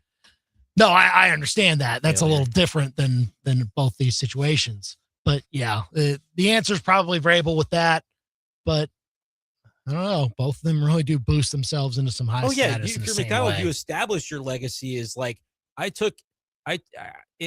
year 2 took this team from kind of the remnants of Pete Carroll, where it was just kind of stale, and turned it around basically immediately and said, look, I'm going to take this cast off quarterback that nobody else really wanted. The team that won 14 games with him didn't want him. Like, yeah, we're going to take him and we're going to do it. That would be huge. That would be he would announce his presence in a major way if McDonald can win one. 875-KTGR. Who needs to win the most in the Super Bowl on Sunday? 875-5847 if you want to weigh in on that. Up next, in light of this Robert Kraft news, he also did not make the Pro Football Hall of Fame, along with Bill Belichick, who also got told no. Are Hall of Fames too exclusive? Are there some that are not exclusive enough? We'll debate next year on The Big Show. Miss the latest edition of The Big Show? Catch up on demand with a full show podcast on the KTGR app. Download it now, wherever you get your apps.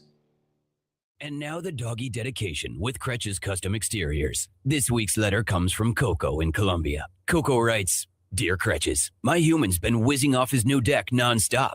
I've never seen him so happy. But while he's making salty lemon snow cones, I don't have a place to pee of my own. If I had a wood fence to whiz on, I could unleash my freedom stream from a three-legged lean. Well, Coco, Kretsch's Custom Exteriors can build you that fence to splatter your bladder. Kretsch's Custom Exteriors. True beauty is on the outside. It was 1 p.m. on a Monday when the phone rang.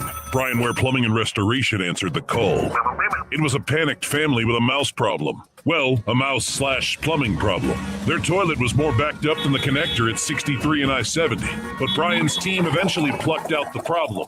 It was a mouse, but like the computer kind, which the family then asked if they could keep afterwards. We didn't ask why. Better call Brian and unplug your plumbing problems. BrianWarePlumbing.com. From elegant weddings to corporate lunches with flavor and flair, Courtyard by Marriott Columbia brings the party and the pros. It's the home of Main Event Catering. And with every event, you'll get an award-winning chef. full banquet staff, and drop-and-go options for any size crowd. And the event center holds up to 300 guests with 8 flexible rooms. If you need help, there's a Marriott certified wedding coordinator on staff too. Book now by calling 573-443-8000. Hi, my name's Robin Fletcher. I've smoked for 46 years. I went to a seminar in March of 27 and seen Mark. My best friend came with me. We both went to it, and neither one of us smoked a cigarette in almost 7.5 months. I took my 3 sisters and my brother-in-law and my sister's best friend and them went. None of them have smoked a cigarette, and I want to thank you from the bottom of my heart. Thank you. My name is Jen Carpenter. I went to a Mark Patrick seminar, the Stop Smoking, and it worked. A friend of mine also went, and he still no longer smokes, and it was just amazing. Lose weight or stop smoking with Hypnosis Guaranteed, only $59.99 or your money back. Don't just cut down, but stop smoking once and for all or your money back. Stop Smoking Hypnosis, 8 p.m. on Tuesday, February 3rd at the Capitol Plaza Hotel and Convention Center in Jefferson City, or 8 p.m. on Wednesday, February 4th at the Holiday Inn, Columbia East in Columbia. Registration 30 minutes before. Sign up at markpatrickseminars.com. That's markpatrickseminars.com. You're a merchant of all things that are man. Firearms, fishing, cars, food, sports. Yeah, the kind of stuff every man always needs more of. So show it off at the Mecca of Man, the 2026 Como Man Show, Saturday, March 14th at the Northeast Event Center where the Boone County Fair is held. It's the best and most fun way to show every man they need what you got. Seriously, by showing them. Bring your best stuff, show it off, and have a blast. For more info on being a vendor at the Man Show, go to ComoManShow.com. Hi, we're Midway Electric. Late winter is the smart time to take a look at your electrical system before spring projects and new power demands put extra strain on it. If your panel is outdated, breakers trip often, or you're planning major upgrades, now is the time to make sure your system is ready. From panel upgrades and repairs to efficient lighting and future-ready electrical solutions, Midway Electric helps keep homes and businesses safe, reliable, and prepared for what's next. Midway Electric, powered by people with pride. MidwayElectricInc.com. Tired of calling Andy and Brendan? So are their wives. Then shoot them a text right now. 573-875-KTGR and become part of the Big Show. Give us your Super Bowl 60 takes as we trek along in Super Bowl week. 875-KTGR here on the Big Show. Who needs a win more? You can answer that question. You can also go to our Facebook page and give us a grade for the Brendan Donovan trade. Not us. We didn't do the trade. Cardinals did. Give them a grade for the. Give me an A. Yes. I wasn't involved, but the way I feel about it, I should get an A. That's right. There you go. So go to Facebook.com/KTGR Big Show. Weigh in there and tell us what you think about the Brendan Donovan trade. Okay, so Robert Kraft, another one of the snubs for the Hall of Fame and this particular vein in which you can get into the Pro Football Hall of Fame. Again, winners haven't been announced yet. They'll announce it Thursday night, but through the reporting that's been done, Bill Belichick didn't make it. Robert Kraft didn't make it. Essentially, they are on the same ballot in this way that you vote for Hall of Fame members. This is outside of the modern era method.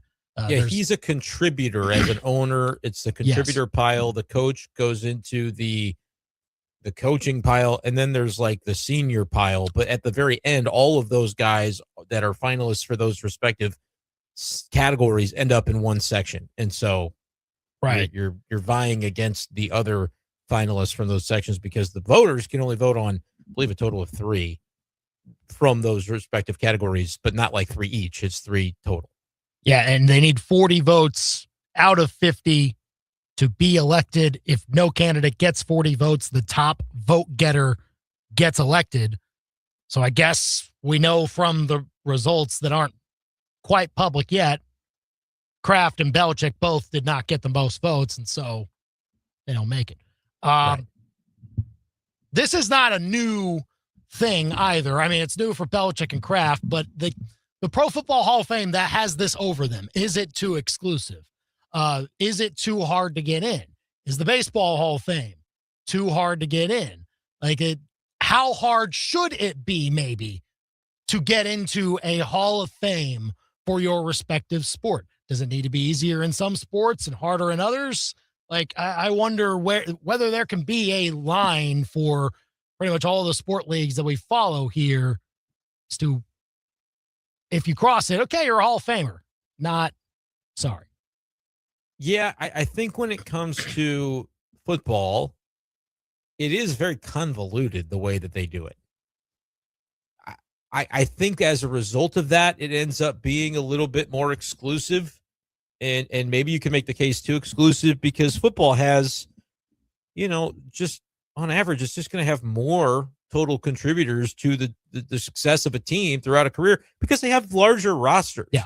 And so, like, just because a person may play a position that isn't one of the main, ones that we think about, or it doesn't get you fantasy points, but like great defensive players, great linemen, those people deserve their recognition in Canton.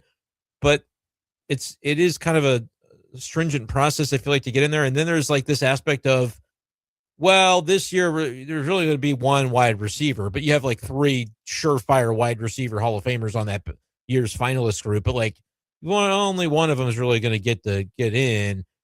I feel like the positional aspect of it, and then like we're talking about with whether it's owners or coaches or senior candidates, they kind of get lost in the shuffle. I think football maybe a little too exclusive. I think some of the greatest show on turf Rams that, took so long to get in and in some cases still aren't in. I kind of think about it in that regard. I would say for football, yeah, maybe it is a little bit too exclusive. I don't know if I feel that way about baseball, but let me get your thought on the football version of it first. Is there something to that where it's like, if we look at some of these names, we'll go, oh, that's a Hall of Famer for sure. And then like, we're still having this conversation. Maybe that's where the problem is. I think it does need to be loosened a little bit for football. There are some pretty big names that maybe are still waiting for their call, but are not in the Hall of Fame. I also am not like gonna pound the table and say you need to be absolute legendary status to be in the Hall of Fame. You have to be like the best at your sport in a certain period of time in order to be in the Hall of Fame. Like, no, there are many players that tell the story of this game. And I think that's ultimately what the goal should be of Halls of Fame, is that you take the best players, and it doesn't necessarily have to be that, because they were great, independent of everything else, while other players were great, then they can't be in. Like, that's kind of what I want us to get away from, because there are still excellent stories that can be told from those players that maybe get shut out of their Hall of Fame period because they were in the same time frame as a bunch of other great players that are also really deserving, and only so many can get in every single year, or you can only vote for so many every single year. It's like, I want to remove that aspect of it. I kind of hearken it to, because I think the Basketball Hall of Fame does a yes-no type of system. I'm not for sure on that, but me either, but it does seem like they don't have quite the scandal or the controversy that baseball and football do. Well, I think the controversy they have is that it maybe is not exclusive enough, that they're letting in a few too many people into the Basketball Hall of Fame that maybe they don't deserve it, which maybe one or two that you kind of scratch your head at. But I think largely speaking, again, this is about learning more about some of the great, interesting players that this game had across all eras, independent of how saturated those eras were with great players. Right. I would agree with that. By the way, like, the basketball one's unique that it's not just for the NBA. Like, it's a little bit different in that regard. Baseball, Baseball Hall of Fame, but like, we're voting on Major League Baseball players, and there's criteria to get on that ballot. I think with baseball, I don't think it's too exclusive. I think it generally does a good job, save for like should the steroid guys be in. I largely think you're like, when guys get in, you're like, oh yeah, I mean, that's a Hall of Fame player. I don't really like the idea of looking at somebody getting that achievement and going, oh, that guy stunk, he's not a Hall of Famer. Like, I don't really even like that attitude. I don't think they're letting so many in that's how you feel. Right. I think it does a pretty good job. I think the only thing to change is like, are there eras in which the ballots look such a way that the procedures could use a revamp? Kind of like we talk about with the football one, where are we getting largely the right names? Yeah, but do we have some fall through the cracks because it is a little bit of a convoluted procedure? You can only have 10 on your ballot. And so, what if there's just a bunch of unbelievable guys that get eligible at the same time? And then do some of those guys, when a lot of people may be filling up their ballots, do some of those guys fall off the ballot because they didn't get enough of a percentage? Like those sorts of things, I think, would be my criticism of how the baseball one works. But I think generally, and like you look this year, the guys that are going in, I think we're like, oh yeah, for sure, those are the right names. Yeah, I'd agree on that. It's a very unique situation with the baseball one of trying to evaluate the steroid guys. But I think, generally speaking, they do almost a perfect job with getting the right players in. Eventually. Right? Because they give you 10 years on the ballot, and eventually you kind of can work your way in for the guys that maybe were falling short in previous years on the vote. Call or text us. How exclusive should Halls of Fame be in pro sports? 875-5847 if you want to weigh in on that. Up next, Brian Smith joins us to talk about a win at Little Rock and what's to come in Big 12 play for Mizzou Wrestling next. Now, your local sports center update on your total sports station, KTGR. Good evening, I'm Andy Humphrey. This Sports Center update is with Lee's Tire Company. If it's round and rubber, Lee sells it. Go to leestirecompany.com. Brendan Donovan trade is official. He's heading to the Seattle Mariners. In exchange, the Cardinals are getting 5 assets from the Mariners and the Rays combined. They get pitcher Durangelo Saintia, former first-round pick of the Mariners 2 years ago. Also, a first-round outfielder from 3 years ago, Ty Pete from the Mariners, and a company draft pick from Seattle. The Rays are also sending a company draft pick to St. Louis, as well as outfielder Colton Ledbetter, a former second-round pick. Cardinals, now with the draft capital they have from the trade, will pick 5 times in the first 72 picks of this year's MLB draft. Both Jason Crow Jr. and Tony Bryant were selected as McDonald's All-Americans. The 2 Mizzou signees for the class of 2026 will take part in that showcase event in Glendale, Arizona on Tuesday, March 31st. Crow, Bryant, and 4-star recruit Aiden Chronister will make up the high school recruiting class for Dennis Gates starting next fall. Now your ABC 17 Storm Track forecast. I'm ABC 17 Storm Track Chief Meteorologist Jessica Hafner. I'm tracking a chilly night as we begin to clear out from north to south. We'll drop down to about 20 degrees. Tomorrow will be the coolest day of the week as we see highs in the low to mid 30s, partly sunny skies. And then we start warming up for the rest of the week as high temperatures get back into the mid to upper 40s with more sunshine on Thursday. I'm ABC 17 Storm Track Chief Meteorologist Jessica Hafner, and that's your ABC 17 Storm Track forecast on your total sports station, KTGR.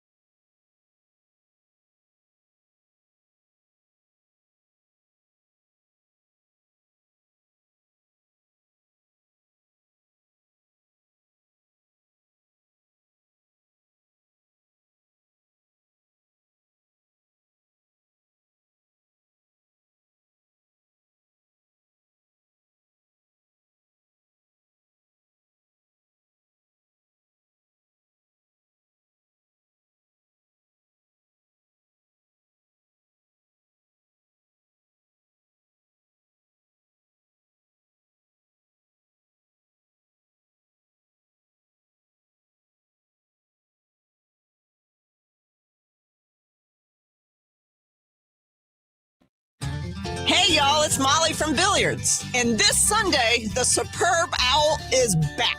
Who will you be rooting for? At Billiards, we've had a burger called the Love Story for years. And it's so good, it'll turn your head. It would be wise to come and watch the Superb Owl at Billiards on Sunday. Looking on down for burgers and beer. Billiards on Broadway. I'm Tyler, and I've been a marketing consultant with Zimmer Communications. I joined Zimmer because my background was in helping local businesses grow in their marketing. It's cool working here because I get to work with people that I can actually call my friends, and it's a really encouraging environment. I think the energy is good because we enjoy working together. Everybody on the team brings something unique to the table so that we're building on each other's strengths. It's a great place to be because they give you all the tools you need to be successful. If you're up for the challenge, apply now at ZimmerCommunications.com. Step into a real-life snow globe with Zimmer Communications and Colette Travel on this 9-day European vacation. Stroll Prague, Dresden, Vienna, and Budapest. From castles and cathedrals to twinkling market stalls. Sip warm Glühwein, shop handcrafted gifts, and even visit a family-run candy workshop. Learn more by joining us in Colette Travel Tuesday, March 17th at 5:30 at Courtyard Marriott Columbia on Lamone Industrial Boulevard. RSVP today at ZimmerCommunications.com. If it's Mizzou sports, it's happening here. Now, back to the big show on KTGR. We're back here on the Big Show, KTGR and the KTGR app. Andy Humphrey here. A good win over the weekend for Mizzou Wrestling. They played their final non-conference duel of the 25-26 season, going to Little Rock and coming away with a 33-9 victory. It's their 10th dual win on the season, and now just 3 more left in Big 12 play for Tiger Style Wrestling the rest of the way before the Big 12s. And here to talk with us about it, their head coach Brian Smith here on the Big Show. Coach, top to bottom, seemed like your group put together some strong performances. What did you see out of individual wrestlers to get to the score that you ended up getting to? Well, our 2 lightweights, Mac Mauger and Gage Walker, did a really good job going out and scoring bonus points. And then 57 on up just kind of really got after it and dominated all the way through there. Every single guy from, we even had a true freshman in there that did a great job at 197 and gets a tech fall in his first match up. He was at 184. It's Logan. And he goes up and gets a tech fall. So I was really happy. They're getting after it. The matches we lost, all 3 that we lost were in overtime, just tough battles. 2 of the guys were ranked that we lost to. One of them was like 3rd or 4th in the country. And we go out there and just give up. I thought we had a couple takedowns too in that match, and we just didn't get them. They even reviewed them, and it was close calls, but we're right there. They certainly were close. And you mentioned one of the guys there, Jay Conway, who was going up against top 5 guy. Great chance for him to maybe have what could be a signature win for him for this season. But I mean, you could tell that he is that close with where he is right now in his career. Without a doubt. I mean, he had opportunities to win it, and he made the most of it. I mean, he was getting after it. He had a takedown that they waved off and then reviewed it to double check. And it was crazy. It was one of those tough matches where he battled and the kid's really hard to score on.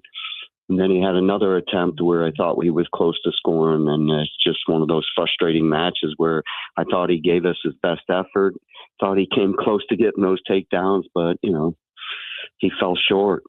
And then even with Edmund got taken down in overtime after being in on a shot and almost finishing, and time ran out in regulation. So it was just one of those where we had a chance to shut out a team that's a pretty tough team, but we didn't. It just fell short with those overtime losses.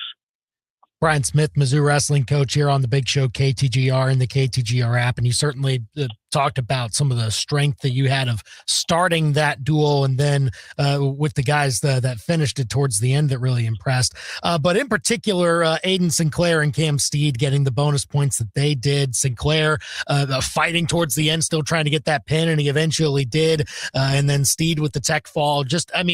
Those two guys, obviously right now, your two top 10 players in their weight class, as they kind of march ahead towards the final stretch of this season, and they look towards where they might be situated in Big 12s and nationals once those come around. What for those two do you kind of look for when they really try to ramp up to achieve that higher status going forward? Well, Aiden's focused on, just one thing, every match coming up, and he just goes out and battles so hard. He was a little frustrated when he came off the mat because he gave up a takedown because he was going such a high pace. You're going to open yourself up a little, but then he's about to attack him, and he puts the guy on his back and pins him, and he's special with his mentality. And then Cam goes out and tech falls the guy in about 2 minutes. So we know when Cam is wrestling with the ability and the mindset that he's best at. He's tough. He was an All-American last year, and he's starting to get back into that form where he looks his best, and this is the right time of the year to be in that form. For sure. Brian Smith, Mizzou wrestling coach here on the Big Show, KTGR and the KTGR app. As you now look ahead to some of the duels that'll be coming up, all in Big 12 play, of course. You come up with a match Friday night against West Virginia on the road, and it's all ranked competition too. It's getting set for the Big 12 championships, of course. So when you go up against these wrestlers here, that again, your wrestlers will probably see again at some point, how do you balance that when they try to go out and get a win against them, but also know that there will be some more important matches going forward? Yeah, West Virginia is having one of their best seasons yet in a long time, and they're ranked, I think, 18th in the country right now. So this is a big matchup for us. We've had so many top 20 duels, and we haven't won all of them. We've lost more than we won.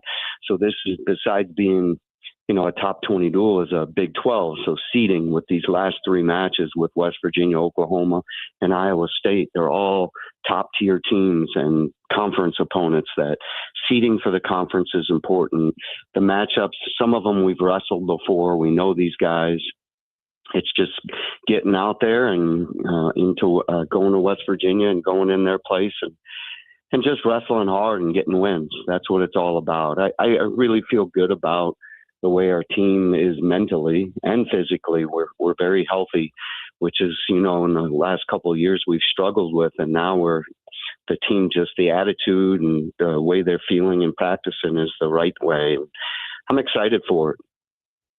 Yeah, and you get, to the point where, again, last few duels left and the postseason afterwards with a group that has included a bunch of wrestlers that have stepped into some bigger roles and maybe will be experiencing for the first time the postseason not too long from now. How do you get them prepared for what's to come and how they'll have to have their mindset be clear for those types of matches coming up? Well, we do our weekly mental Mondays, which is always, they're in small, we have a big group and break into small groups and do mental side of the sport, which is, if they make them bigger events, then they become bigger events. If you just treat it like, hey, I just got to focus on what I do. And that's what all these mental Mondays are about. Just talking and getting their minds right on how they're going to think, how they're going to perform. We watch film, we watch videos of different things, and we have discussions. And I just feel like this team really buys into that kind of stuff, that it is important. And then going through the practices, the way you practice and the way you're thinking in practice and performing in practice is so important because it carries over into the matches. So we are constantly working on that stuff through our mental Mondays. For sure. And so with all that, with the preparation this week, the Tigers will head out to Morgantown, West Virginia to take on the Mountaineers this Friday evening, and the Tigers will then come home for a duel against Oklahoma the next week, and then close it out at Iowa State the week after that before heading to the Big 12 championships. But that'll all happen this month for Tiger Style Wrestling, as Brian Smith, the Mizzou wrestling coach, joins us here on the Big Show KTGR. Coach, thanks for coming on and talking about your team with us here. Safe travels over to West Virginia, and we'll talk soon. Thanks, Andy. Appreciate it. It's the Big Show on KTGR and the KTGR app, and certainly interested to see how Mizzou wrestling finishes. They didn't get 10 dual wins last year, but they have now with that win over Little Rock last weekend. So you can see some steps forward, even with a bit of a younger group for Tiger Style Wrestling. And then you relay that into future years. As long as you keep developing, that can prove some positive signs. So we'll see how this young group finishes throughout the rest of the year over the next month and a half or so, and what they can bounce off of from 25-26 as Brian Smith, Mizzou Wrestling, tries to keep reaching higher goals towards the future. Thanks for joining us today. Thanks also to the injury expert, Will Carroll, for coming on. We have Tiger Talk coming up next. Kelly Harper, Mizzou women's basketball coach. You'll hear from her at the top of the hour, live from Harpo's in downtown Columbia. Then at 7 o'clock, Mizzou men's basketball coach Dennis Gates will join the program. So be sure to stay tuned for those couple of hours of Tiger Talk. And in addition, on 100.5 FM, coverage starts at about 7:15 as Battle Spartans girls basketball takes on Smith Cotton tonight on our high school hoops game of the week. So tune in for that as well on 100.5 FM KTGR. You'll be able to hear Tiger Talk in full from 6 to 8 p.m. on 105.1 FM, 1580 AM, and on the free KTGR app. Thanks for joining us here on The Big Show. We're back at 4 tomorrow. He's Brendan. I'm Andy. We're done for now.